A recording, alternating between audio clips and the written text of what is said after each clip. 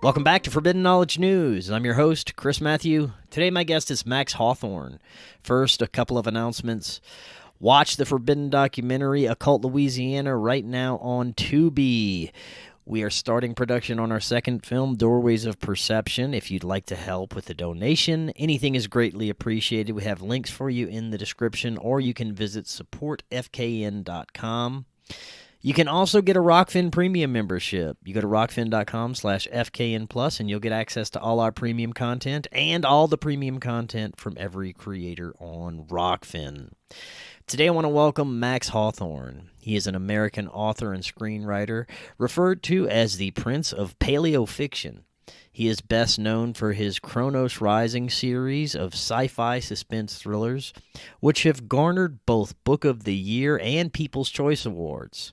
He is also a singer-songwriter, advocational paleontologist, cryptid researcher, IGFA world record-holding angler, and a voting member of the Authors Guild. Max, welcome. How you doing?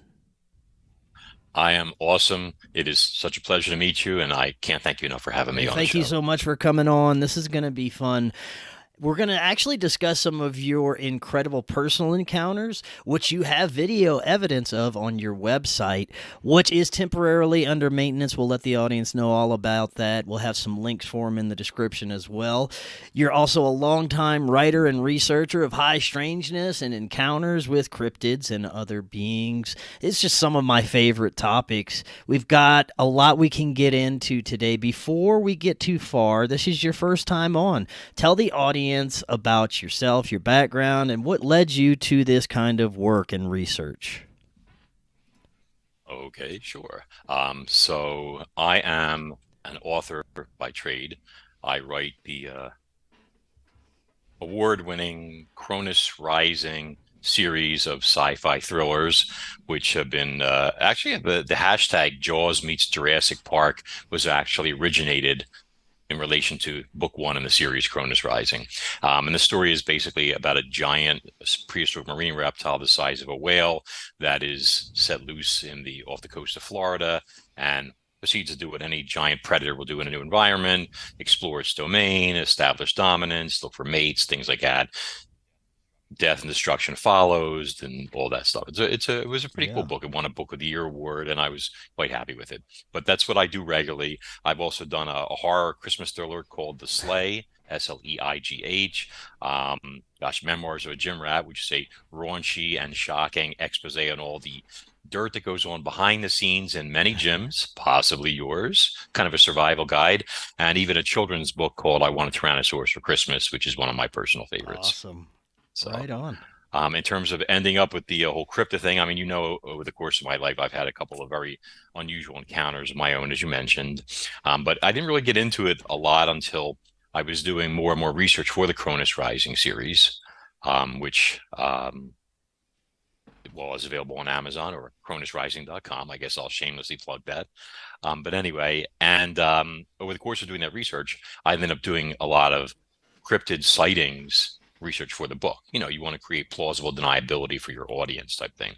So I looked into a bunch of research about like a U-boat that saw what appeared to be a 60-foot mosasaur during World War II, I believe it was, and lots of other stuff. Eventually, I had met so many people and I'd done so much research, I ended up writing a book called Monsters and Marine Mysteries, which was my first Amazon #1 bestseller, believe it or not. And that has everything from research on mega sharks. And believe it or not, there are sharks out there the size of the one from Jaws 3. I've collected evidence and everything, even on the YouTube channel, and everything. Mega squid, octopuses big enough to eat whales, you name it, it's in there. I interviewed people who had experiences in the 70s that nobody even knows are still alive. I mean, it was just great. And eventually, though, this led into some of my own encounters. And then about a year and a few months ago, things got even more complicated when I had ended up getting an amazing entity on film behind a house where I was staying in Bucks County, Pennsylvania. And, well, you know the rest because you've sort of seen the video, and it just kind of spiraled from there. Right on.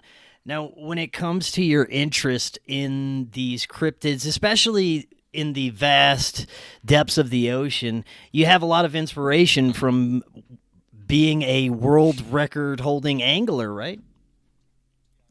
Yeah, I first started fishing when I was, I think, 5. My parents took me and my sister to stock trout, like river or stream or whatever it was. Caught my first rainbow trout. I mean, to me, it was like this big, but I think it was really about that big. But when you're 5, it might as well be a yard long. And so I've always had a passion for that. And obviously, my dad was a rock hound, so I was surrounded by fossils, and I grew up with I mean, you're pretty young. So when I was a kid, though, we had these things called the Prehistoric Scenes model series by Aurora. They were like snap together model kits, and they were great. I mean, they're classics and vintage now. Everything from a Tyrannosaurus Rex to a woolly mammoth. So I grew up building all those and working at the Cabinet of Sciences in Philadelphia and stuff. And it all kind of built together. So it gives you a passion for prehistoric life and as well as for the water. It's like sort of like the Forrest Gump thing. You drop your line down there, you never know what you're going to get. It's like dating on the internet. Right on. Yeah, now before we get to your encounters, were there any stories or others' personal encounters that you came across in your research that really stuck out for you that propelled you into these realms further? Well, there was one which I wish had made it into the book, which it didn't, but I was doing a brief blog talk radio show of my own where I got to interview a gentleman named Al Friswell, and his uncle had seen gosh, I don't remember the date. It was decades ago, but a creature that we were calling the Red Sea Serpent, and it appears to have been an enormous plesiosaur of some kind. I mean, like all the evidence indicated, and I mean big. This thing's neck was mad, like this thick as a barrel. It had a big head, huge long neck, and it actually serviced beside a boat where him and a bunch of his friends were fishing together. And it was a small boat, so they were quite intimidated. This thing must have been, I'm going to guess, 60 feet long if you included a body to go with that long neck. At first, they thought it was a giant snake, but eventually the evidence suggested they had an encounter with an enormous plesiosaur that was attracted to the bait they were putting in the water, the fish blood, the guts, and all this other stuff like that. They would catch fish, they'd fillet them, throw the organs over the side. They were unwittingly putting out a huge chum trail, etc.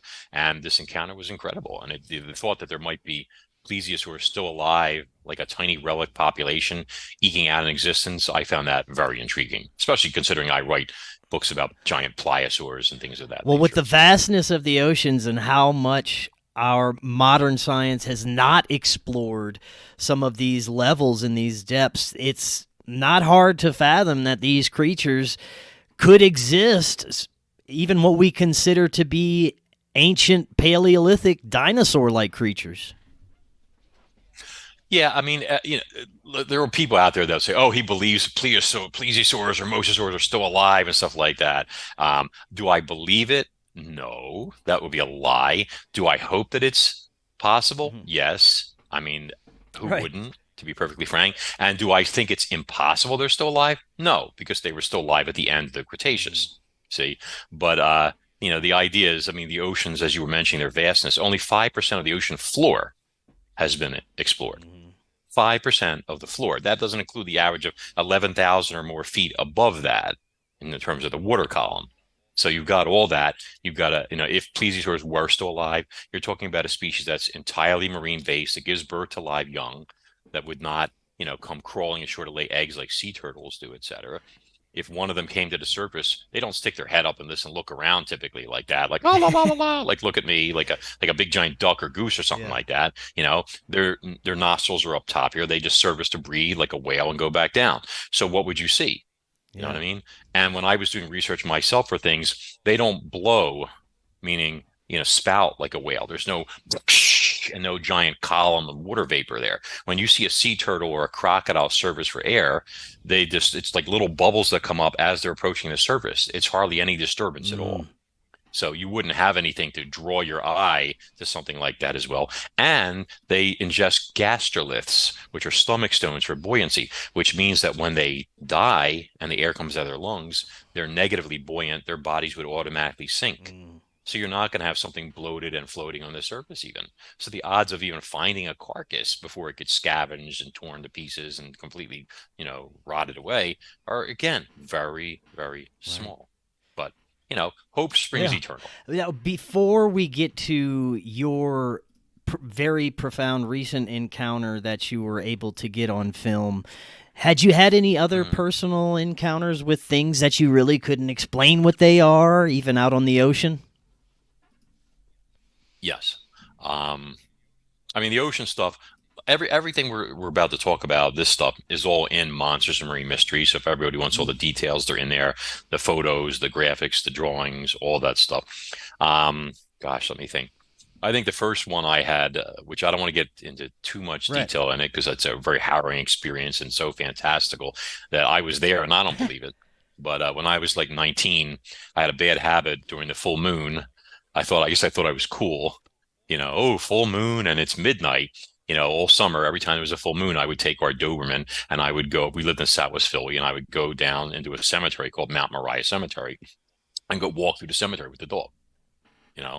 And so one time I was doing that, and I guess something was waiting for me or something, and I started hearing this sound, this like sound, and it started getting really creepy, and it sounded like something digging.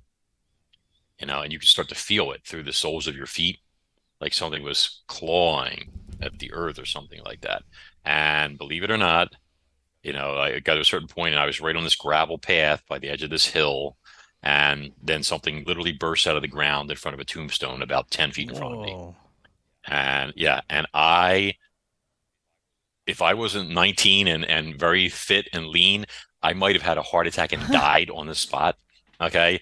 And I stared at it, and I looked right at it, and I blinked multiple times to try and clear my vision to make it go away. And I tried to convince myself that it was a groundhog or a squirrel or a rabbit that took that wrong turn at Albuquerque, as Bugs Bunny used to say, stuff like that. But it wouldn't go away no matter what I tried to do. And I was looking right at it, and it was actually a hand, an actual hand, it was a right hand, gray. It had 4 fingers and a thumb. It was pale, and it had like this weird, like loose sort of like skin, like it was like wrinkly and like saggy a bit. And the nails were very, very jagged, and I guess that was from digging. And it literally burst through the ground, and then it like went like this. Like after it did that, it was like kind of like this. And I think it was resting because it was tired because soil is very heavy and all that. And I was just like terrified, and I literally went like, feet don't fail me now. I actually said that.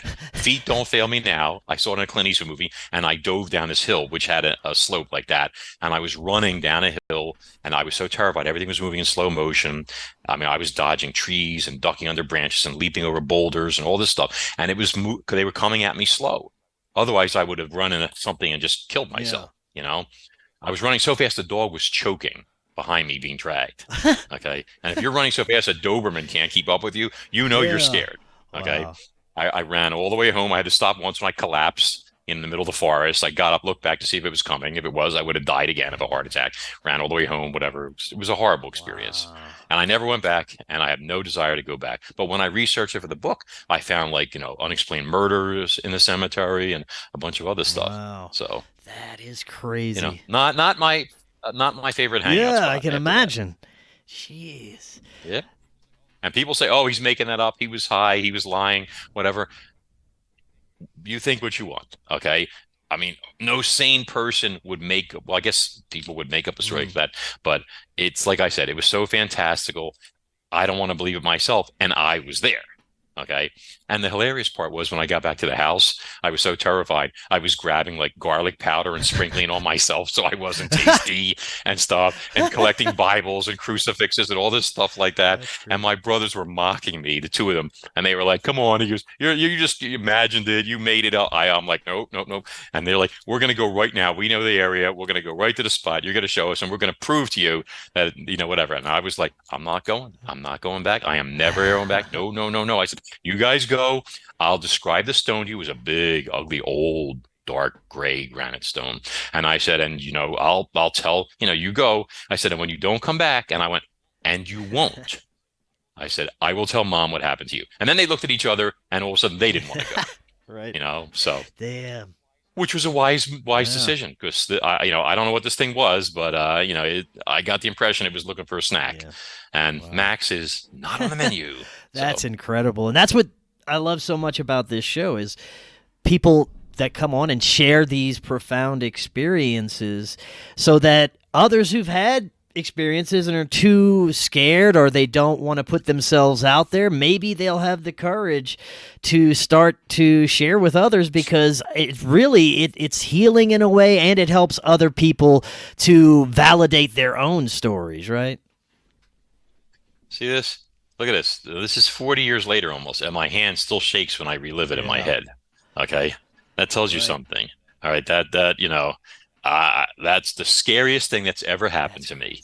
And I've had some scary things happen to me in my life, so Well, let's get to including being shot at. Okay. And that was like nothing compared to this. Oh, wow. It's all right. Let's get to some of your more recent encounters where you were actually able to commit some of this to video evidence. Tell us about when and where this situation occurred. Okay. You're talking about for the site. Okay. Let me just give a quick intro then for the site to people.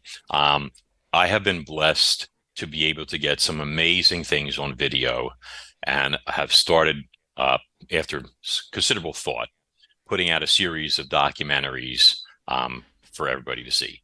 I don't put them on YouTube because YouTube just makes money off people and pays peanuts, literally peanuts. Okay. So it is a pay-per-view type of thing, but it is not expensive. The subscription is only $9.99 a month. And if you just want a 2-day rental to watch a video, it's the price of a Starbucks coffee, let's say, or something. Okay. But anyway, so but the website is normally maxhawthorne.com. Okay. But the site is being revamped, as Chris knows. And it will be a few days. So if you see this and you go on there and you see a black screen, because my guys did not put up a sign like they should have, there's nothing to panic about. What you should do is go to my author site, which is kronosrising.com, KRONOS rising.com, and just click on to sign up for the newsletter. Once you're on the newsletter, as soon as the site is revamped and back up live, etc., I'm going to send out a mass email for everybody on the list. You'll be able to go on, check it out, join if you want, whatever makes you happy, etc. Okay, so that's the story first. So in terms of that, so we get any, and we'll have links for both those sites, right, easily accessible in the description. Cool. There's, like I said, there's going to be a series of these videos. The first one that's on there is called Caught on Camera, and it features footage of entity which appears to be an extraterrestrial. It was filmed by myself 2 Februarys ago. So about 14 months ago, let's call it. And what happened is, what led up to this, let's put it that way, is that back in November of 2016, to be exact, there was the first, like, I'll call it modern cryptid experience I had. If we don't count that thing in the cemetery, as I call it. But where my daughter and I, she was only 7 at the time, we're driving home from daycare in an evening. It was nighttime, late November. I think it was November 22nd of 2016. I have to check, but and like blustery night, some snow flurries, but they weren't sticking, and driving along through this development in a wooded area, and we saw something on the road ahead of us, which I thought initially was a box. And I said out loud, I said, uh-oh, I said, we've got something on the road, like a piece of debris, whatever. So I slowed to a crawl, and I approached it with the intent of straddling this box, which was about, just about yay big. And straddling, because obviously if it was a box of nails or something like that, you don't want to run it over. Nobody wants a blowout in, the middle of the night or something like that. So as I started getting close to it, the box started to move, and it got taller. And of course, explaining it away, I dismissed it as being, it was windy, and this was the box's flap was like rising up. But it was not. It was some little creature, and it was sort of like pushing itself like upright like that. It had apparently been face down on the asphalt, and I think it was hurt. In fact, I'm sure it was hurt. I thought it maybe hit a power line, or an owl took a swipe at it, or something. A friend suggested it might have been hit by a car or banged into a car or something like that. But it was hurt, and it was lying in the street. And I guess when it had an SUV that weighs 5,000 pounds with headlights coming at it, it got, what can I say, motivated to move. So it pushed itself upright, and I stopped, and I think it was about 20 feet from my headlights at this point, so pretty close. Okay, and then it kind of like shrieked at me or something like that. I wouldn't say roared because it was small, so I wouldn't think it'd be a roar, but it had this look on its face, like kind of like wait, like this, like that. Huh. Okay, and it was dark gray. It had dark gray skin and blackish eyes and a blackish mouth and like a flattish nose or whatever and stuff. And behind the head was like all this like bristly stuff. Like I don't know if it was like a mane or some I don't know what.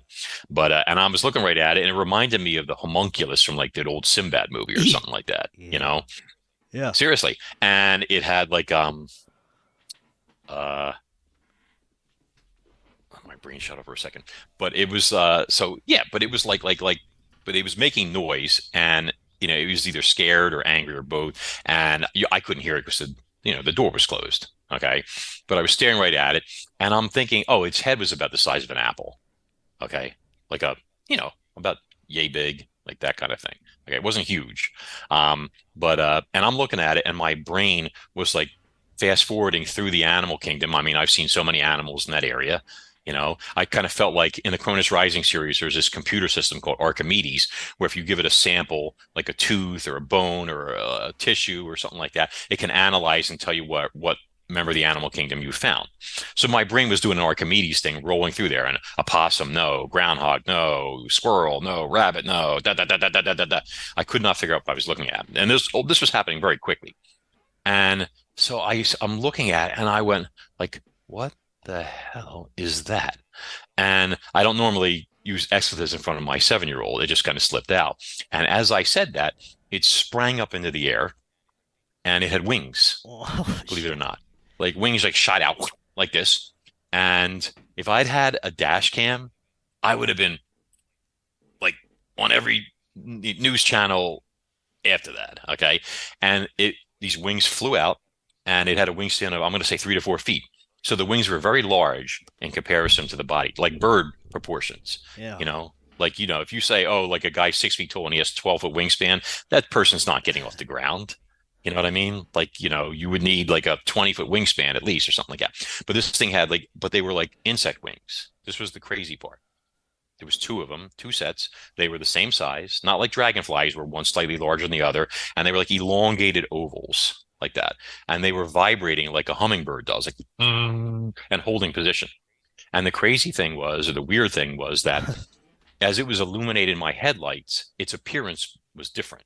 On the ground, it was this dark gray, bristly looking thing. I'm sorry, I don't want to sound offensive, but like something that if you grabbed it, it would bite your finger off, okay, or something like that, And in the air, it had more of this like ethereal quality. It was kind of silvery and white and much more attractive looking, and the wings, which I think this was courtesy of the headlights, like the light as they were like vibrating was like shimmering around the edges, like glowing, like that. But they were transparent, and it was doing this stuff. Somebody told me maybe it was trying to look friendlier, in the air. Maybe it noticed that my daughter was there. She was a child, so it didn't want to look as scary. I thought maybe it was on the ground and it could camouflage. And so on the ground, it was trying to match the asphalt in terms of color, maybe even texture. I don't know, or anything like that. But this is what happened. And as I said that, what the hell is that? And it did that. My daughter goes, "It's a fairy, Daddy. It's a fairy." And she was pointing right at it. And then it just like looked, its head shifted, and it went, whoosh, and it was gone. And it was an amazing flyer. I mean, like powerful. And I was just standing there with my jaw hanging open. And we drove the rest of the way home with me talking to myself, like, this type of stuff. And now I'm like traumatized because my whole world just got upended. And my brain's going back to the cemetery incident, which I thought was some sort of like Strigoi vampire thing or something like that. I never wanted to go back and find out, whatever. But now I'm thinking, are vampires real? Are fairies real? Are they all real? Like, what the heck is this? You're shaken up. Yeah. Okay. Now, Bucks County is famous for sightings, cryptids, all sorts of stuff from Bigfoot to UFOs to, Dogman and all sorts of stuff like that. So I guess the area also has something to do with it, but that's what happened. And so ever since then, we walked in the house with me talking to myself, and my daughter's like, Mommy, we saw a fairy. We saw a fairy. She was so excited and everything like that, and that was great because you see, in another year, when she started to not believe in Santa Claus, I was able to convince her. I said, but we know fairies are real, don't we? She goes, oh, you're right. And I said, so she goes, so Santa's real too. So that bought me another 2 years or Right. so, something like that, you Oh, know. great. I think she's a little mad about Yeah. that now, but anyway. So, but that's what happened. So my point is that after that, I was like on this mission to try and get one of these things on video. So I started putting trail cameras around the area, in the woods, behind friends' houses, my house, wherever I could, trying to get footage and stuff like that.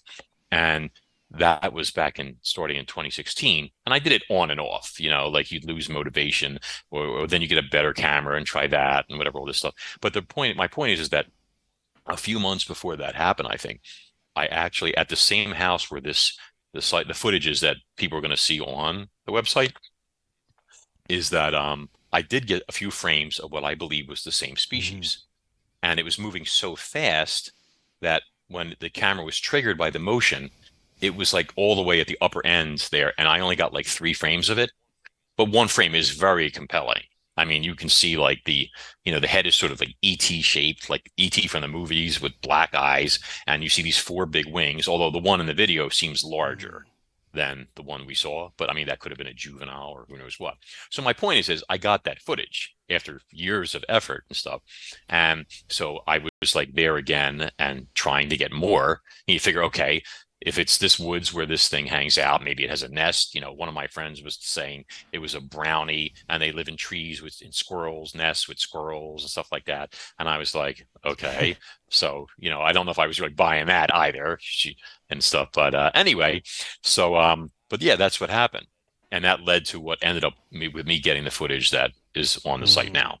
Now, before we get into that, a lot of these cryptids and strange beings are Mhm. now being studied as if it could be part of a similar phenomena when we're looking at extraterrestrials or even paranormal activity or even Bigfoots. Mhm. There are similar Mhm. aspects to each of these type of experiences at times that people can have, such as the being having psychic or telepathic abilities or disappearing, being associated Mhm. with other lights or orbs in the sky. Also, some of these entities tend to shapeshift or change their appearance based on, like you said, your daughter was there, so it seemingly changed to something more pleasant looking.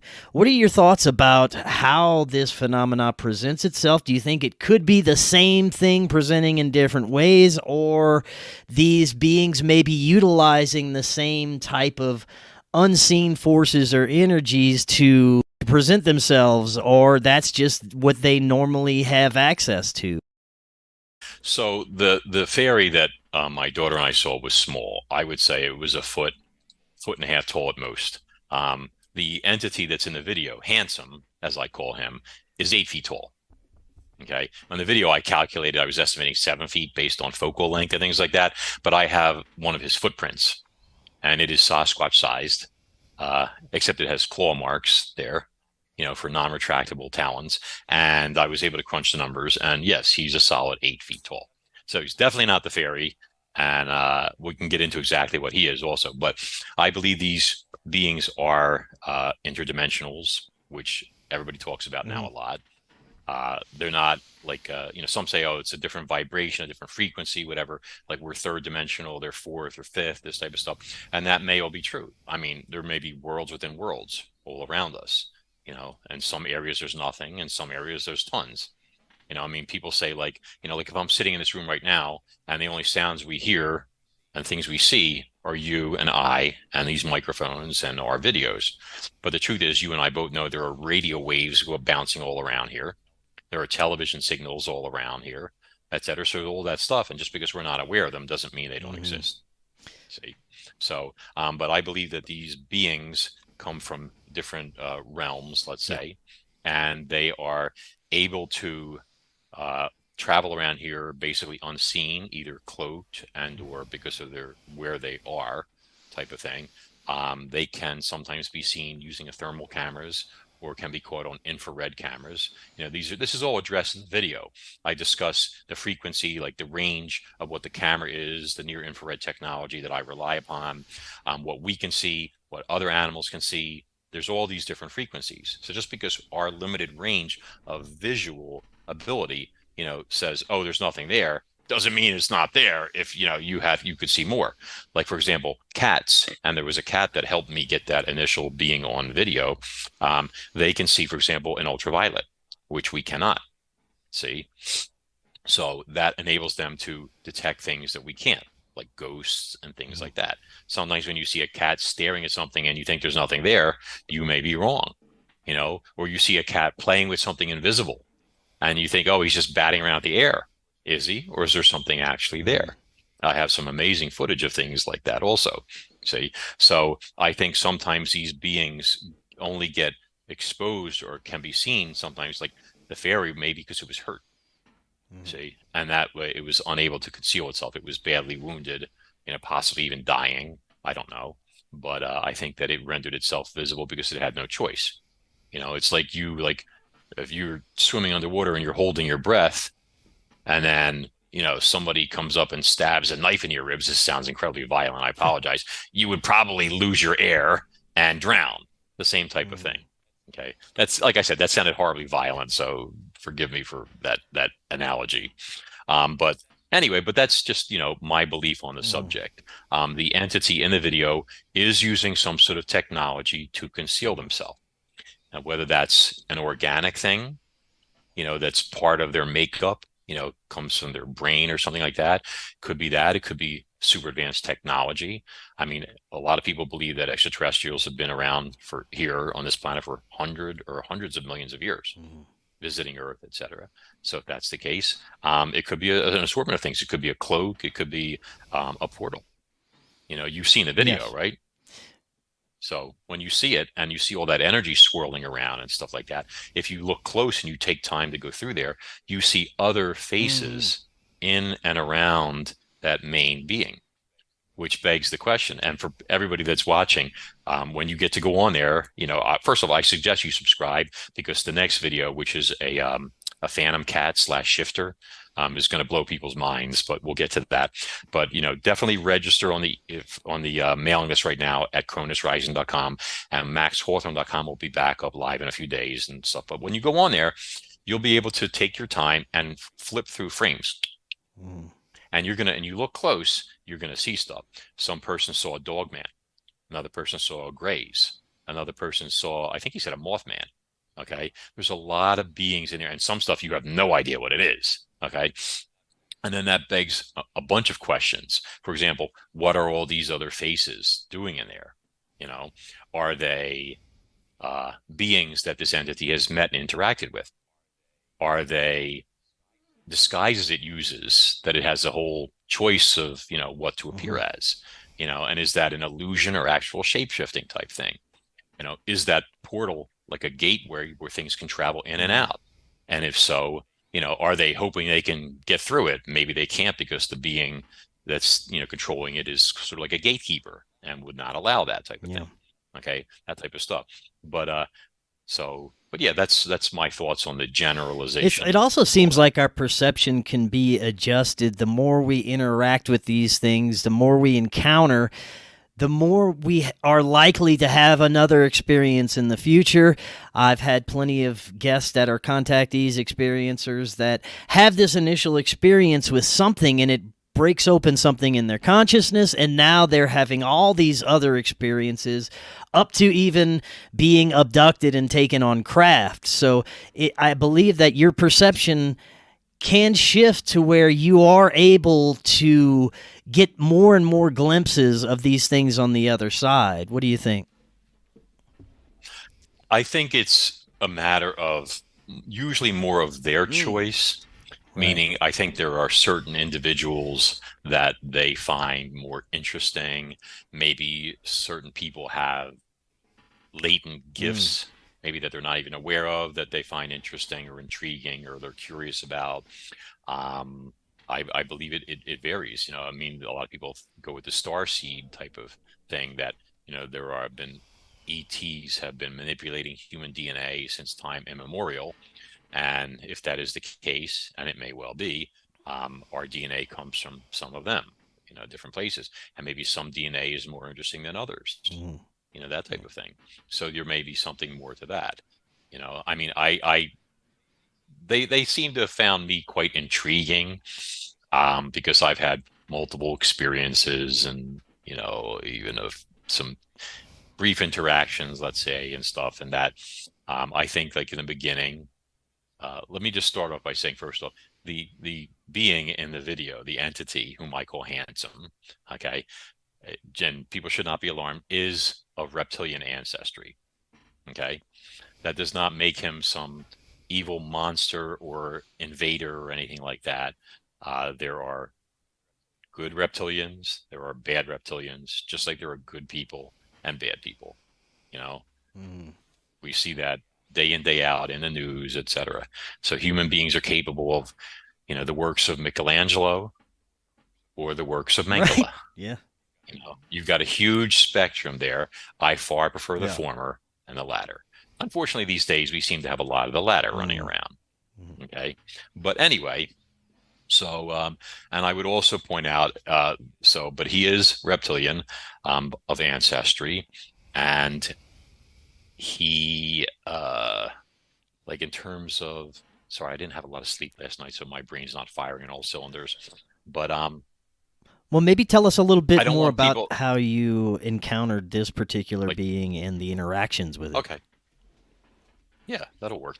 So what happened is the night in question, this took place around 4 something in the morning, I think. It's on the video in the documentary. And I made a point to analyze the video for everybody and go through it step by step and make sure everybody understands this is not swamp gas or a weather balloon, with teeth or anything Yeah. like that. Okay. You've seen it, so you know what I'm talking about. But so what happened is I'm a bit of a night owl. There are some nights where I just don't get a lot of sleep.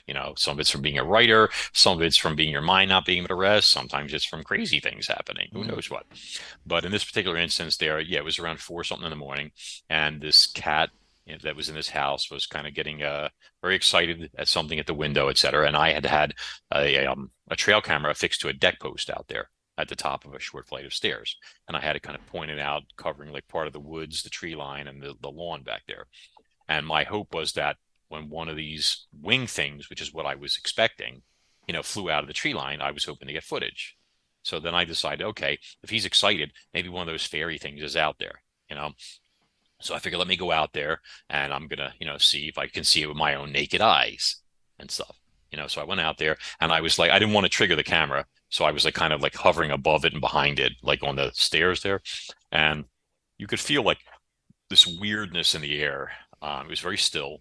And then it was like this cold, like a cold wave, like comes over you like that.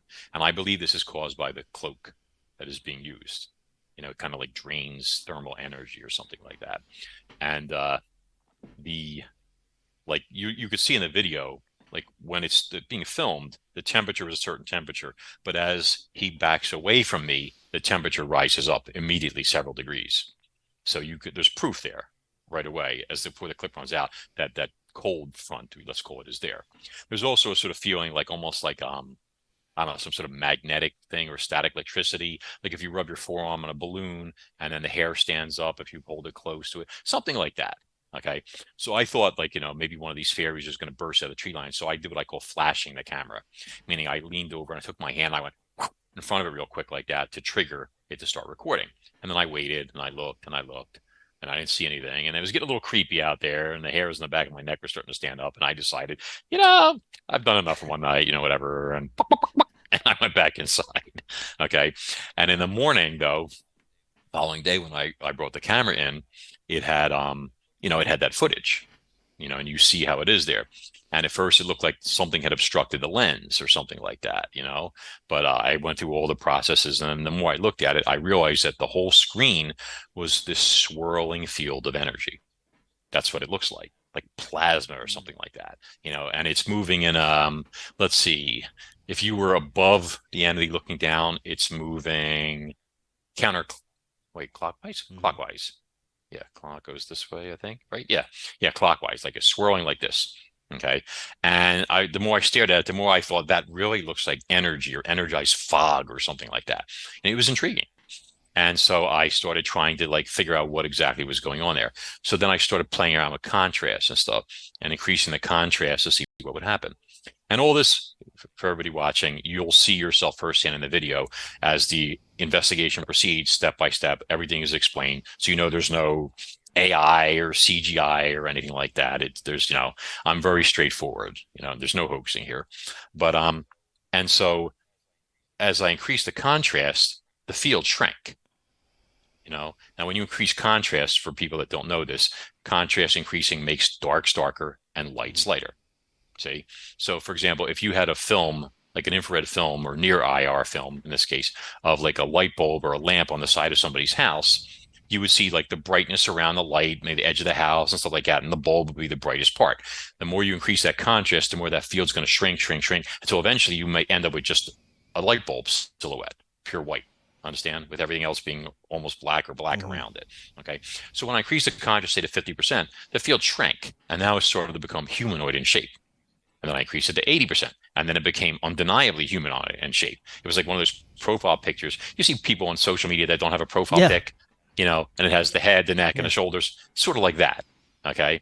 In fact, if you want, you want me to send you, I guess we don't have time to do now. I should have thought of this ahead of time, but this is pre-recorded. So if I send you an image, will you be able to insert it? I can do that. Yeah. Okay. So I'm going to send you this image. So let's say you have the image up right now. Okay. This is like a sample frame, one of the, not the juicy frames. All the good stuff is obviously reserved for the documentary. But if you look at that frame, you can see automatically there's a silhouette of something there in that. And you can see some hints that there's some sort of shape inside of that. Okay. So then I started messing around, going through frame by frame or toggling every couple frames and stuff. And about midpoint through, I saw a face and I stopped. And I looked at it and I looked again. I'm like, what am I looking at here? And it was this is like my favorite part of the video, which I call the grimace shot. And I call it the grimace shot because the expression on the entity on Handsome's face is one where like he's grimacing and not in pain to me. This is more the look like, oh, I'm going to get in trouble for this. I know it. I'm on video. Like I'm going to get written up. I'm going to get suspended. I'm going to get fired. Something to that effect. Okay. Because you see early on when you first see him, he's looking off to the right, like his right, my left. And then he turns, and I think there's a moment I pointed out where his eyes pop. And I think he realizes there's a trail camera pointing at him, so that's indicated also. And then you see that then we get to this, a couple other shots, and then this grimace shot where he's like leaning back, like that and everything. And then then he starts to back away or whatever. And the thing like field starts to suck in on itself. And unfortunately, the 30-second clip ends at that point. So we don't see him completely disappear, but you can see he's backing away and you see the temperature coming back up, without him being super close, etc. Right. Now, did you have any progressing events after this that were connected to this being? Oodles, actually. But I want to point one other thing out. When you guys are watching the documentary, and I'm very sincere about this, these guys, in my opinion, are more like observers and or guardians. I think they're sent to observe people, sometimes to even protect people, believe it or not. And there is evidence to back that up. So I don't want people thinking like, he's not a monster. He's not some mindless thing. You can see from his behavior in there that he is an emotional being. He's capable of experiencing surprise, like angst, like face palm, whatever you want to call it, etc. Okay. So that's the first thing. The other thing is he looks very scary in the images there. And the reason for that is that this field, whether it's a portal, whether it's just a cloaking device of sorts, whatever it might be, in order for him to remain invisible, it appears to function by stripping away the image, like an MRI or a CAT scan. I've said this on interviews before. So when you see him, it's like the tissue has been stripped away, like as if you were like in front of an X-ray or something like that. So there are parts of the video and you've seen it, where it looks like a skull almost. and there are parts of the video where there's more meat on the bones, etc. So even the grimace shot, the epidermis appears to have been stripped away. So you can see like the scaly tubercles on the brow ridge and stuff. You can see the heavy cheekbones and the jaw, and you could see like the teeth, which are sharp and stuff, but it comes with the territory. But my point is he looks far more menacing than he would be normally if he was fully clothed, let's say. Just like as if you and I were sitting here talking and I was missing all my skin, I would be pretty frightening, like something from a Hellraiser movie. Okay. So I just want to point that out to people so they don't start thinking like, oh, this type of stuff, because I have a follow-up video where I have images of him fully scaled, and he's much more enigmatic appearing and such, and, put people's fears at rest, I guess you'd say. So, but so you were asking. No, I was asking about your further that. interactions with this being and some of the events that followed. Well, I think there are at least two of them that, were in that area. And I say that because at one point, for example, I was in my house, in my office, and my house abuts the woods. It's not as heavily wooded as like that area, let's say. But and one of our big Siberians was at the window, and it was like summertime, and he was like, he wanted out there. He was like, I see something exciting. I want to get to it. So, and I heard like these two. I don't like to say creatures because I find that like to be a negative term, but let's just say two creatures or two entities, two whatevers were out there, and they seemed to be talking back and forth. And it was like these sort of like deep clicking stuff, like, and then like back and forth type stuff. And I was like, and Olaf could see something. He could see them. And he wanted out there. And I'm like, nope. That's way too big for you, buddy. But I'm like thinking, if they're thinking I'm going out there, I'm not stupid. I'm not going out there. So you can forget it, that type of thing.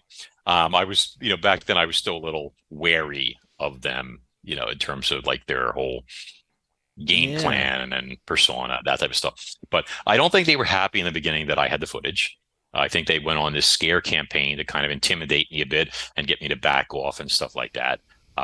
Because, and you're easy to find, just as like once, like they know who you are or whatever and stuff, it's like here we can go online, do a search and find people. I'm sure for them it's infinitely more simple. But like one time I was like in bed and I was like starting to fall asleep and I was like half awake, and then something roared in my ear. This ear, I was lying on this side, and it was definitely trying to scare me. Almost sounded like a lion. And I'm like a crabby person when I sleep. I don't like being bothered because I don't get enough sleep. And I literally just looked over my shoulder and I told whoever was there to go blank their mother. Understand? Yeah. We're not going to use that on here, but I literally said it. And I would imagine he must have been like, wow, he ain't afraid of no ghost, this type of stuff, etc. But there were a few creepy incidents like that, but then it sort of like calmed down. And there were a few practical jokes and stuff, which were funny and annoying as anything, etc. and all that. But I think after they, were observing me and seeing what I was working on and seeing that this was a very scientific type of study and very impersonal, and none of this, spreading, misinformation or fear or anything like that type of stuff. I'm not trying to sensationalize anything. I just tell it the way it is. So now, go ahead. I'm sorry. I was just going to say, other than the footprints that you were speaking of earlier and the strange manifestations that would occur, have you come across any physical evidence that these beings have left behind? Well, first off, I have several other videos, infrared videos of them. And I think one of them, like I said, was a practical joke one where he came up on the camera. It wasn't him. It was the one I call Smiley. And that's because of what he did. And he approached the camera with his cloak and everything. And the cloak was very intense this time. It was very hard to see through it. I mean, you can see some stuff here and there, but it was much more fortified than the first cloak. Okay. And then like he smirked right at the camera. And you only get like half his face, like this half. Okay. But it's there. Okay. Cheek contracted, big smirk, almost like the Joker, that kind of thing. It was a little intimidating, to be honest, because again, back then I didn't know what they were up to. Like, was this like a threatening smirk? This is, I'm going to get you smirk. Was this like, haha, Pratt's a joke, or you can't see this cloak thing? Ha ha ha. Like, were they experimenting to see what was visible, what was not? I didn't know. So there's that also. The footprints were very interesting because they appear to be hunting deer there, because I've got several clips, one in that exact same spot, literally like 30 feet. Those tracks were 30 feet from this camera. And the night before, where a deer was standing there in the infrared, and then also it turns, and then for no reason it runs for its life. It sends something, but there's nothing there to see. That, coupled with the tracks being right there, strongly suggested that, one of them was hunting deer for, sustenance, that type of stuff. Right. Have you had any other beings that you came into contact with besides this particular reptilian? A few. Yes. Let's put it this way. The next video, like I mentioned, is going to be a phantom cat. And that's this one's great. See, they call them British big cats or alien big cats or whatever. People keep reporting. You see sometimes in the news. I just saw one in Bucks County, like in the last year, where they showed footage in some park, and somebody had filmed a very large black cat from a distance. And the police said they couldn't find any evidence of it, and they said it was probably just a big house cat. Well, I have footage of one of these things up close and personal, and I know what it is, and it's not a cat, at least not all the time. A cat, let's put it that way. But that's going to be the next documentary. So yes, I've had encounters with some things, and some have been pleasant, some have been less than pleasant, etc. But I try and run a tight ship. I make sure, that I don't want my house being invaded or anything like that. I don't want anything lurking around the house or anything like that. And usually, if you put out rules with these type of things, they're usually followed. I believe they function with a code of conduct. Let's put it that way. Because if they don't have rules, etc., how would I have gotten away alive with the footage, let alone multiple footages? You know what I mean? Without, I should be dead. If they were like monsters or, had no laws or anything like that, they were just going to cover things up, let's get rid of him, this type of stuff. And I'm I'm old and fat, and, I'd be easy.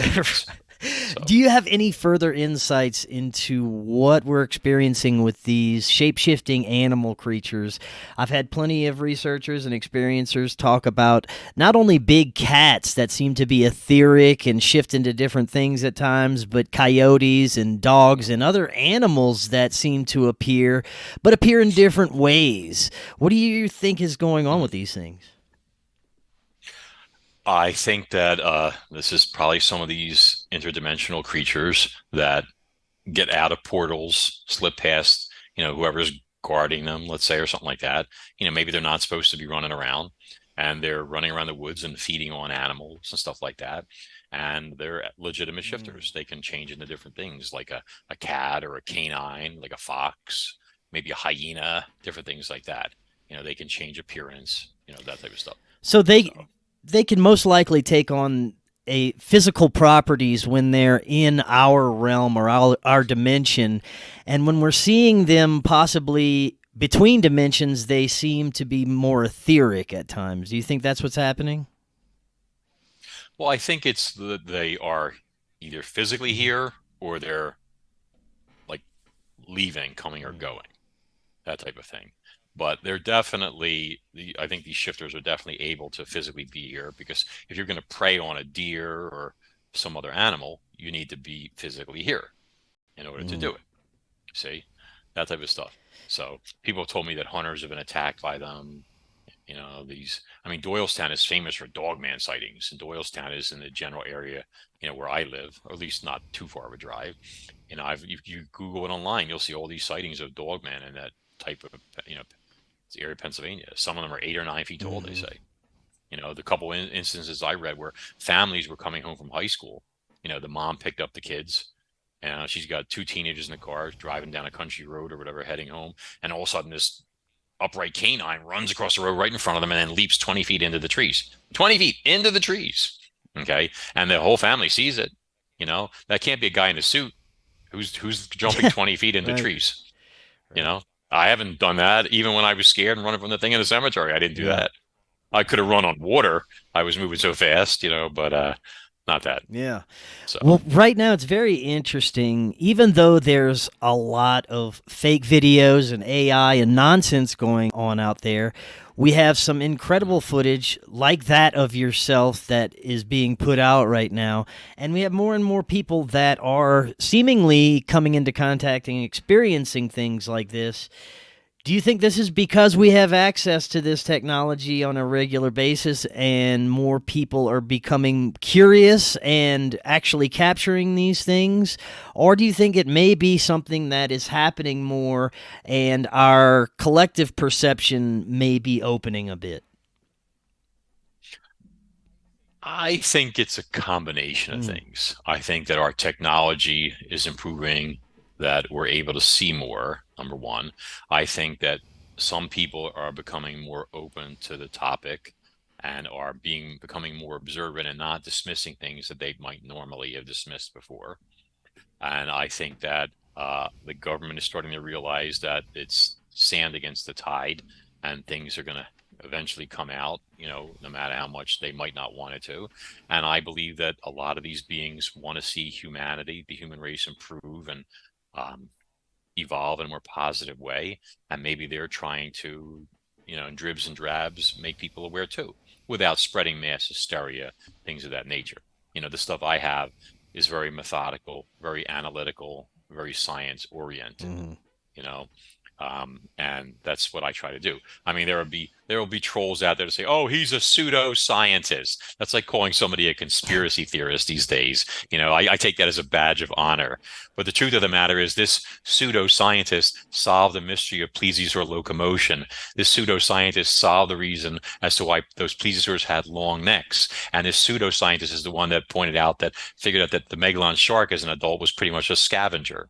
I did all that, okay, in my spare time, as if I had so much of it. Okay. So all these paleontologists that get in a huff because, they do this for a living and went to school for it and all this other stuff. And then here comes poor little Max Hawthorne writing his Cronus Rising books, and he solves a mystery you couldn't over 150 years. I'm sorry, but wouldn't you rather people know than not know? Yeah, I love it. I mean, think about it. People like yourselves are just doing the research and doing the work and surpassing anything that a lot of modern academia and science could never achieve. So we're in incredible times right now. I think it's also a matter that sometimes scientists blind themselves to what's possible. It's the whole Occam's razor thing and all that. But there's also what Sherlock Holmes said, and I'm probably going to quote this wrong, but when you're trying to solve a mystery and you eliminate all the possible, whatever remains, however improbable, must be the truth. They use that in Star Trek also. So I think Spock said it at one point. So if you take that, if you look at like this first video, and you take away the fact it's not rain, it's not mist, it's not fog, it's not a weather balloon, it's not a light reflection off the lens, this type of stuff, etc. You have to realize eventually that you're looking at this is an actual being with an eyes, nose, mouth, vertical slits for pupils, teeth, etc. It's an actual being. Okay, an entity. It's not, my imagination or wishful thinking, and it's not a hoax. I hate hoaxers with such a passion. I have seen people out there claiming, oh, they caught a megalodon shark, and they post like a photo of it and everything tied up to the side of a boat, and then you find out it was a dead white shark that was photoshopped on the same photo somewhere and stuff like that. Or people that say, oh, I've got this photo and here's a dog man and he's carrying a woman over his shoulder and it's a black blob, and you're like, where is the I see a black blob, and you're trying to hypnotize me into believing that that's real, and I've seen these shows and I took the image because I'm very good with images, as you know from seeing the documentary, and I tried lightening it, changing all this stuff and all the time it's just a black blob. It's very suspicious. Let's put it that way. So, well, this is incredible work you've done. Everyone needs to go check out your website, maxhawthorne.com. When it is back up, like you said, you'll have that newsletter so everyone will know, and the videos and the documentary is incredible. I highly recommend all of that. Is there anything else that you're working on that the audience can expect to be seeing soon? Yeah, well, first, I just want to remind everybody, first thing you want to do is go to cronusrising.com and just subscribe to the newsletter. This way I can let everybody know when the site's back up so you guys can go on there. That's the first thing. In terms of like the tentative schedule for the documentaries that are pending, there is the Phantom Cat one is next, and that's going to surprise and shock a lot of people. So that's next. There is going to be a follow-up on Handsome's video with additional footage there. There is going to be a Mothman one. I have actual images of a Mothman in flight footage, infrared. Okay. I also have close-ups of one or two of them. And let me put it this way. All right.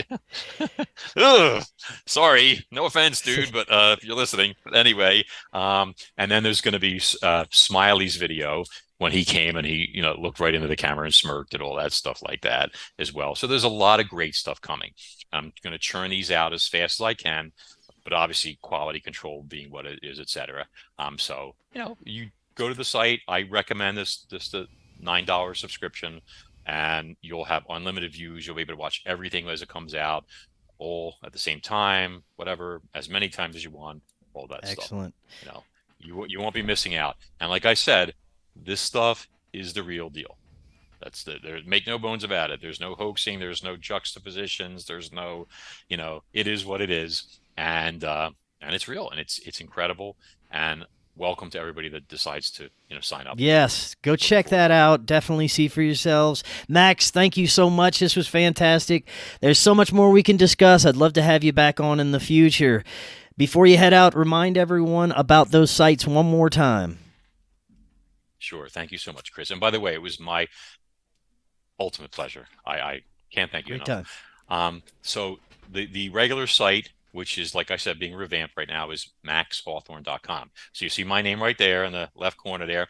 You just put a .com on that. That'll take you there. But right now, when you see it, you're going to see the black screen of death, as I like to call it, because these guys did not put up a thing to let people know, even though I sent out an email afterward.